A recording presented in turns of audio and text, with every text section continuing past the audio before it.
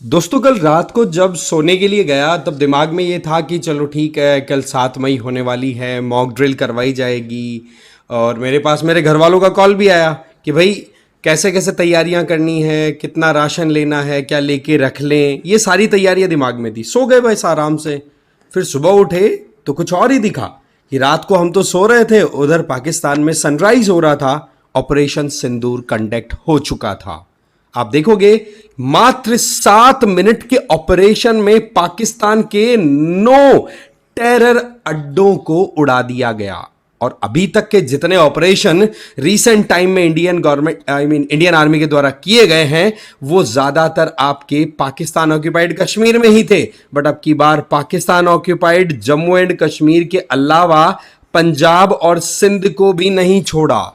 हालत इतने बुरे कर दिए हैं कि पाकिस्तानी डिफेंस मिनिस्टर का यह कहना आ चुका है कि भाई इंडिया अगर अब हम पे अटैक ना करे तो हम भी कुछ नहीं करेंगे। अरे भाई तुम लोग करोगे क्या? अपने देश को तो संभाल लो। तुम्हारे देश के 4 टुकड़े होने की नौबत आ रही है, बेवकूफ लोग कहीं के। तो पॉइंट इज कि अभी फिलहाल की बात ऐसी है कि ऑपरेशन सिंदूर होने के बाद में हमारी डिफेंस मिनिस्ट्री, आप कहोगे फॉरेन मिनिस्ट्री की तरफ से जो प्रेस रिलीज किया गया, उसमें भी एक अलग ही स्टेटमेंट दिया गया है। आप नोटिस करेंगे कि विक्रम मिस्री जी जो कि फॉरेन सेक्रेटरी हैं, उनके द्वारा जब स्पीच अपना कंप्लीट किया गया तो उसके बाद में हमारी आर्मी की कर्नल सोफिया कुरैशी जी, उनके द्वारा स्पीच दिया गया जिसमें उन्होंने ब्रीफ किया कि कैसे हमारी प्लानिंग एग्जीक्यूट हुई।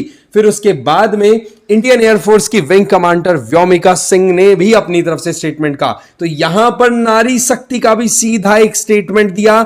और आप देखोगे कि कहां पर पाकिस्तान इंडिया को धर्म के आधार पर बांटने की कोशिश कर रहा, तो उसको भी एक उल्टा तमाचा मार दिया गया है, एक सिंपल साइलेंट मैसेज के बेसिस पे। धमाके तो अंदर जाके हुए ही हैं, आपको देखने को मिलेगा। वीडियोस बहुत वायरल हो रहे हैं जहां पर बोला जा रहा है कि जो मौलाना मसूद अजहर है, हाफिज सईद के बाद में दूसरा सबसे बड़ा टेररिस्ट जो पाकिस्तान ने पाल रखा है, उसकी मदरसे को उड़ा दिया गया है। बहावलपुर एरिया में बताया जा रहा है, वहां पर उसका हेडक्वार्टर ऑपरेट कर रहा था, उसको बिल्कुल टारगेट किया गया 4-4 मिसाइल से। तो ये हालात हैं अभी पाकिस्तान के। बट वहीं दूसरी तरफ हमारे देश को भी तैयार रहने की जरूरत है।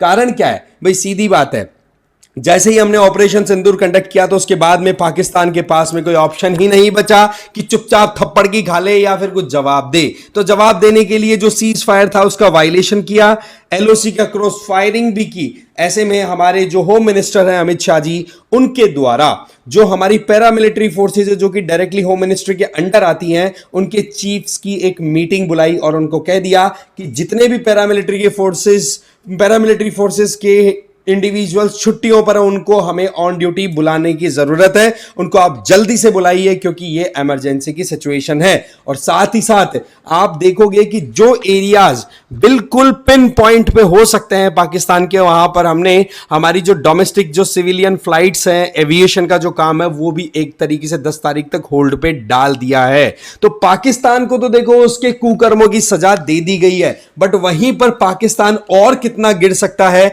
उसके लिए हमें तैयार होने की जरूरत है। एक्सपर्ट्स का तो यह कहना है कि भारत ने जो किया है वो वाकई में इतना गजब का एक तरीके से शॉक दिया है पाकिस्तान को कि पाकिस्तान सोच ही नहीं सका। मैंने जैसे बताया कि हम तो एक मॉक ड्रिल के लिए तैयार हो रहे थे, पता पड़ा कि रात को पाकिस्तान में ड्रिल करके आ गई हमारी एयरफोर्स। तो ये जो चीजें हैं ना, ये बहुत ही ज्यादा कॉन्फिडेंट इंडिविजुअल्स ले सकते हैं। और आज के टाइम पर आप इंडियन गवर्नमेंट या हमारी आर्म फोर्सेस का कॉन्फिडेंस बिल्कुल 7वें आसमान पे पा सकते हो। कारण क्या है कि हर एक इंडियन उनको बिल्कुल सपोर्ट के साथ आगे पुश कर रहा है कि जो कुछ भी पहलगाम में 22 अप्रैल के दिन हुआ था, जिस तरीके से हमारी मां बेटियों की सिंदूरें उजाड़ी गई थी, उसका बदला लिया जाना बहुत जरूरी है और बदला लिया गया। अब आप देखोगे कि हमारी जो पैरामिलिट्री फोर्सेस हैं, इनको बुलाने के पीछे एक कारण क्या है कि देखो, आपको पता है कि जब आप नॉर्मल टाइम्स में देखो तो बॉर्डर एरियाज में हमारी पैरामिलिट्रीज या फिर हमारे इंटरनल इश्यूज को टैकल करने में पैरामिलिट्रीज का बड़ा इंपॉर्टेंट रोल होता है। तो ऐसे में अगर इमरजेंसी सिचुएशन हो तो सिविलियन पॉपुलेशन को हमें प्रोटेक्ट करने के लिए बंकर्स बनाने, उनमें प्रोटेक्शन देनी है, तो उसके लिए हमारी paramilitary forces up to the mark काम करती मिले। तो ये एक बहुत बड़ा पॉइंट रहा। इसके अलावा आप देखो कि पाकिस्तान को हर तरफ से चोट पड़ रही है। एक तरफ तो आपको पता ही है कि इंडस वैली जो वाटर ट्रीटी थी, इंडस वाटर ट्रीटी वैली नाम आ रहा है, उसको हमने बिल्कुल खत्म कर दिया कि भाई हम नहीं मानते उस ट्रीटी को। उसके चलते लगातार कभी तो चिनाब का पानी इंडिया रोक रहा है तो इसकी वजह से सूखा पड़ रहा है, और कभी एकदम से पानी छोड़ रहा है तो पाकिस्तान में बाढ़ आ रही है। तो ये भी एक अलग ही तरीके का फ्रंट खोला हुआ है। जब से इंडिया ने ये जो अटैक्स को अंजाम दिया है पाकिस्तान के डिफरेंट टेरर अड्डों पर, तब से आप देखोगे कि वहां पर पाकिस्तानी जो स्टॉक मार्केट है वो 6,500 पॉइंट एक साथ कॉलेप्स कर गया। तो इकोनॉमिकली बर्बाद, लोगों को कॉन्फिडेंस ही नहीं है पाकिस्तान कभी उठ खड़ा हो भी पाएगा क्या। इसी के पैरेलली अगर आप देखो तो इंडस वाटर ट्रीटी को जब हमने साइडलाइन किया, उसके बाद में चिनाब रिवर पर जितने भी डैम्स हैं उनकी कंस्ट्रक्शन को हम और ज्यादा स्पीड अप कर रहे हैं। पहले टारगेट कुछ और डेट थी, अब हमने उन टारगेट्स को प्रीपोन्ड कर दिया है। आप देखो पाकुलदुल 1,000 मेगावाट, कीरू 624 मेगावाट, क्वार 540 मेगावाट, किरथाई स्टेज फर्स्ट 930 मेगावाट। ये हाइड्रो इलेक्ट्रिक पावर प्रोजेक्ट्स हैं जिनको हमने डिले कर रखा था, बट जैसे ही पाकिस्तान की तरफ से ये कुकर्म किया गया पहलगाम वाला, तो हमने डिसाइड कर लिया कि इन चारों के चारों प्रोजेक्ट्स को हम और जल्दी कंप्लीट करेंगे। नतीजतन ये पानी रुकेगा, पाकिस्तान किसी के सामने कुछ कह भी नहीं सकेगा। हर तरीके की मार दी जा रही है दोस्तों पाकिस्तान को, हर तरीके की, चाहे वो फाइनेंशियली हो, internal disturbance point of view से देखो कि बीएलए खड़का रहा है, उधर से तालिबान वेस्टर्न बॉर्डर्स पे बिल्कुल हालत खराब कर रखी है, और अब एक फ्रंट और ओपन कर दिया इंडिया के साथ में। और वैसे सच्चाई तो यह है कि पाकिस्तान की मिलिट्री या गवर्नमेंट ऑपरेट करती है तो केवल और केवल पंजाब में, उनके खुद के पंजाब में। बाकी उसके अलावा सिंध में भी सिंधी लोग बिल्कुल अगेंस्ट में हैं। वो चाहते हैं कि हमें ऑटोनॉमी मिलनी चाहिए, फ्रीडम मिलनी चाहिए, और बलूचिस्तान का तो कहना ही क्या, आपको सारा पता है। तो इस तरीके का सिनेरियो जो है वो चल रहा है। अब पाकिस्तान देखो रिटालिएट तो कर रहा है बॉर्डर के अक्रॉस, बट वहां पर इंडियन आर्म फोर्सेस चुप नहीं बैठी हैं। एक गोली का जवाब एक जबरदस्त ग्रेनेड से जा रहा है। वहीं दूसरी तरफ आप देखोगे कि मिस इंफॉर्मेशन बहुत ज्यादा फैलाई जा रही है। आपने कई रिपोर्ट्स देखी होंगी जहां पर यह दिखाया गया कि भारत के फाइटर जेट्स को मार गिराया गया है, ये तोड़ दिया, वो तोड़ दिया। वो सारी की सारी पुरानी इमेजेस उठा उठा करके सोशल मीडिया पे वायरल करने की कोशिश की जा रही है, और इसी वजह से इस मिस इंफॉर्मेशन को रोकने के लिए गवर्नमेंट ऑफ इंडिया ने बैन कर दिए थे पाकिस्तानी चैनल्स को।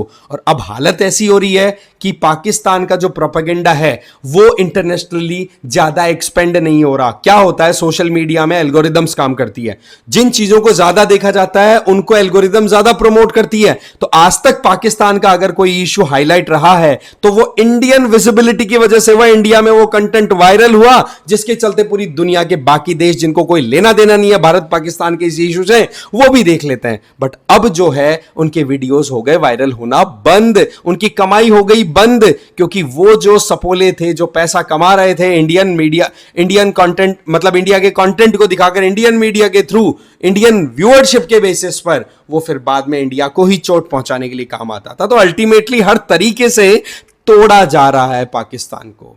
आपका क्या मानना है इस मामले में? क्या भारत सरकार को चूड़ियां और टाइट करने की जरूरत है, या काम हो गया ऑपरेशन सिंदूर?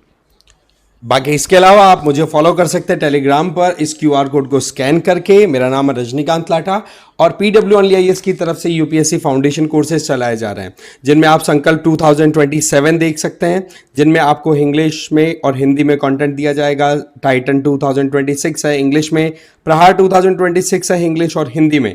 इन सब में आपको लाइव एंड रिकॉर्डेड क्लासेस मिलेगी, जिसमें जीएस तो है ही, प्लस में सीसेट भी इंक्लूडेड है। इसके अलावा MCQs और मेंस आंसर राइटिंग प्रैक्टिस भी आपको इसमें करवा दी जाएगी।